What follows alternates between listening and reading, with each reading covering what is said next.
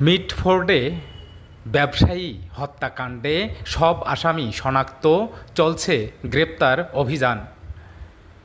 রাজধানীর পুরান ঢাকার স্যার সলিমুল্লাহ মেডিকেল কলেজ ও মিটফোর্ড হাসপাতাল কম্পাউন্ডে প্রকাশ্যে নির্মমভাবে খুন হন ব্যবসায়ী চাঁদ মিয়া ওরফে সোহাগ। এ ঘটনায় জড়িতদের সবাইকে শনাক্ত করেছে পুলিশ, তাদের গ্রেপ্তারে অভিযান চলছে। ভাইরাল হওয়া সিসিটিভি ফুটেজে দেখা গেছে সোহাগকে পিটিয়ে ও কুপিয়ে হত্যা করা হয়।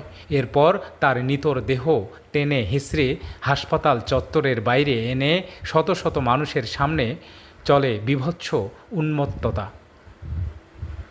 ডিএমপির কোতোয়ালি থানার officer in charge OC Mohammad Yasin Sikdar জানিয়েছেন, হত্যাকাণ্ডের ঘটনায় এখন পর্যন্ত মাহিন ও তারেক নামের দুজনকে গ্রেপ্তার করা হয়েছে। অন্য আসামিদেরও শনাক্ত করা হয়েছে। তাদের গ্রেপ্তারে অভিযান অব্যাহত আছে। শুক্রবার ঢাকা মেট্রোপলিটন পুলিশ ডিএমপির এক সংবাদ বিজ্ঞপ্তিতে জানায়, সোহাগ হত্যার ঘটনায় তার বড় বোন বাদী হয়ে কোতোয়ালি থানায় একটি হত্যা মামলা দায়ের করেছেন। মামলার ভিত্তিতে পুলিশ ঘটনাস্থলের সিসিটিভি ফুটেজ বিশ্লেষণ করে রাজধানীর বিভিন্ন এলাকায় অভিযান চালায় এবং এজাহারভুক্ত আসামি মাহমুদুল হাসান মহিন ৪১ ও তারেক রহমান রবিন ২২কে গ্রেপ্তার করা হয়। তারেক রহমান রবিনের কাছ থেকে একটি বিদেশি পিস্তল উদ্ধার করা হয়েছে বলেও জানিয়েছে পুলিশ। ডিএমপি জানায়, ব্যবসায়িক দ্বন্দ্ব ও পূর্ব শত্রুতার জেরেই এ হত্যাকাণ্ড ঘটে থাকতে পারে। ঘটনার প্রকৃত কারণ উদ্ঘাটনে এবং অন্য জড়িতদের গ্রেপ্তারে অভিযান অব্যাহত রয়েছে। এদিকে র্যাপিড অ্যাকশন ব্যাটালিয়ন র্যাব জানিয়েছে, মিটফোর্ড হাসপাতালের সামনে প্রকাশ্যে সংঘটিত নৃশংস হত্যাকাণ্ডে জড়িত সন্দেহে দুজনকে গ্রেপ্তার করেছে র্যাব ১০। র্যাবের আইন ও গণমাধ্যম শাখার পরিচালক উইং কমান্ডার MZM ইস্তেখাব চৌধুরী বলেন, র্যাব ১০ রাজধানী থেকে এই ঘটনার সঙ্গে জড়িত দুজনকে গ্রেপ্তার করেছে। এ বিষয়ে বিস্তারিত তথ্য পরে জানানো হবে।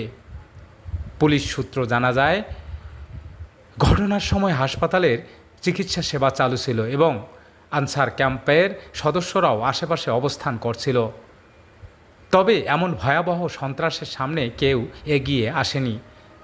পরে সোহাগকে হাসপাতালের জরুরি বিভাগে নেয়ার হলে চিকিৎসক জানান তিনি ঘটনাস্থলেই মারা গেছেন।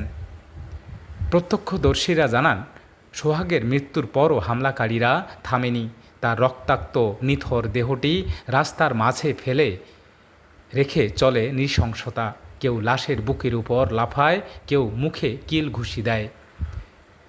ভাইরাল হওয়া ভিডিওতে দেখা গেছে এক হামলাকারী মোবাইলে কথা বলার সময় পাশ থেকে চলছিল লাশের উপর মারধর। পুলিশ ও স্থানীয় সূত্র জানায়, নিহত সোহাগ মিটফোর্ড এলাকায় ভাঙ্গাড়ি ও পুরনো বৈদ্যুতিক কেবল ব্যবসার সঙ্গে জড়িত ছিলেন। তার দোকানের নাম ছিল সোহানা মেটাল।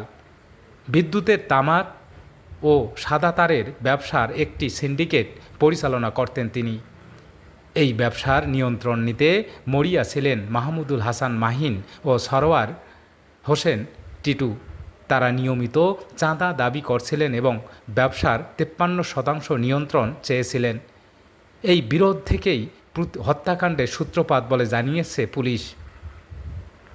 স্থানীয়রা জানিয়েছেন, নিহত সোহাগ এবং হামলার নেতৃত্ব দেয়ার মাহিন ও টিটুসহ অধিকাংশ আসামি ৩০ নম্বর ওয়ার্ডের যুবদলের রাজনীতির সঙ্গে জড়িত। তবে তাদের সংগঠনে কোনো আনুষ্ঠানিক পদ ছিল কিনা তা নিশ্চিত করা যায়নি। এ ঘটনায় নিহতের বোন মঞ্জুয়ারা বেগম কোতোয়ালি থানায় একটি হত্যা মামলা দায়ের করেছেন।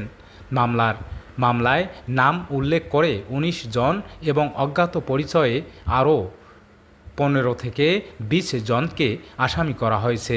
আসামিদের মধ্যে রয়েছেন ঘটনার সঙ্গে সরাসরি জড়িত মাহমুদুল হাসান মহিন, সারোয়ার হোসেন টিটু, মনির ওরফে ছোট মনির, আলমগীর মনির ওরফে লম্বা মনির, নান্নু, সজীব, রিয়াদ, টিটন, গাজী, রাকিব, সাবা, করিম লাকি, কালু ওরফে স্বেচ্ছাসেবক কালু, রজব আলী পিন্টু, মোহাম্মদ সিরাজুল ইসলাম, রবিন, মিজান, অপু দাস, হিম্মত আলী ও আনিসুর রহমান হাওলাদার।